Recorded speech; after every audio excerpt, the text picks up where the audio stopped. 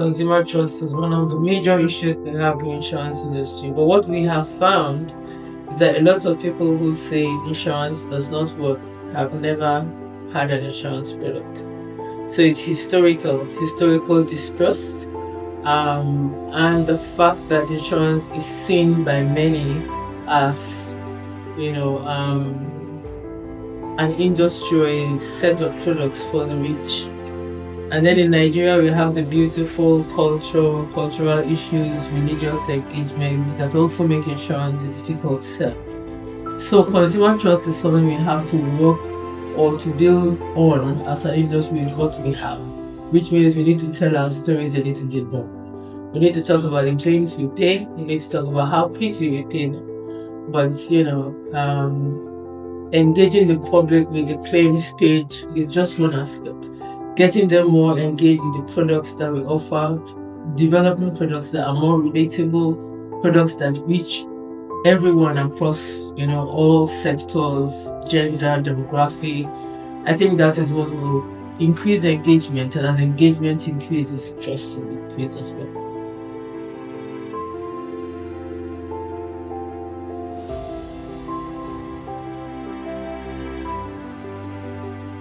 Okay, so I'll respond to you in three different ways, maybe two or three different ways. First, we just started an initiative on the platform of the Chartered Insurance Institute of Nigeria, where we're educating children from nursery school about insurance. So I think insurance education is key. So from nursery school through primary, through secondary and into the universities, we're advocating that insurance education forms part of the curriculum that children go through. Because in many cases, they learn a bit about finance, they learn economics, but there is no input of insurance. So we're advocating that happens.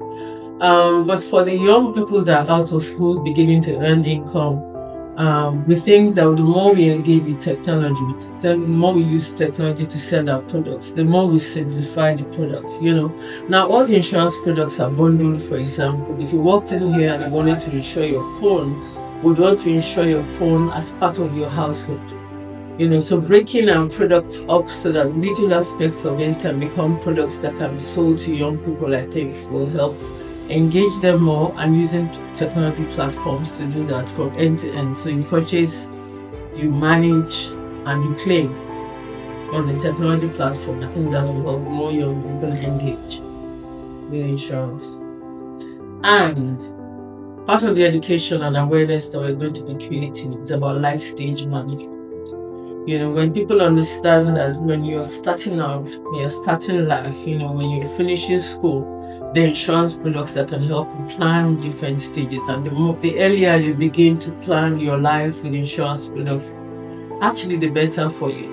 When you get married, before you have children, it will be useful. When you have children, it's good to use insurance products to plan your education, plan your health, plan retirement. Those are things, awareness programs that we need to begin to run, across our industry to make young people know that they don't need to be old before they need insurance, but it's a planning tool they can also use to plan their financial lives.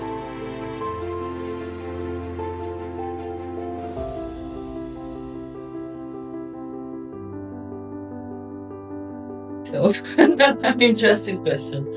Now, Nigeria has, I think, more compulsory insurance products than most other countries. Enforcing those compulsory products, I think, will help penetration. Now, enforcement or compulsory products is not how you win a market, but will increase engagement and let people engage more or do more with the insurance industry. Third-party motor insurance, for example, is compulsory. Now, it's not compulsory because we need to create business for the insurance industry. It's compulsory because it's responsibility on the roads. We have over 11 million cars, less than 3.5 million is in the database with the insurance industry. So when you have 11 million properly insured, then we have covered more people. Then 11 million car owners are now engaging with insurance. So enforcement, I think, is something that will help penetration. Awareness, like I mentioned, education, finding ways, working across different sectors of the industry go into areas that are currently underserved, to understudy them, to research and find what products, what payment structure, what will make them find insurance attractive. Again, that's something we need to begin to do in the insurance industry. Then the last would be a lot of capacity building. Capacity building in terms of people on the one side, but also the products that we underwrite in the insurance industry. Now, lots of our products will be underwrite here just on the surface, but we will insure significantly out or outside of Nigeria. How do we begin to build more capacity here? How do we begin to price our products ourselves? How do we prepare for emerging risks? Again, these are ways that the insurance industry will begin. These are things that I think I will begin to raise awareness on while I'm chairman of NIA. I know it's a continuum. There's a chairman, I continue, and then I'll hand to the next person. But I think over the next 2 to 4 years, we'll see significant changes in the insurance industry in Nigeria.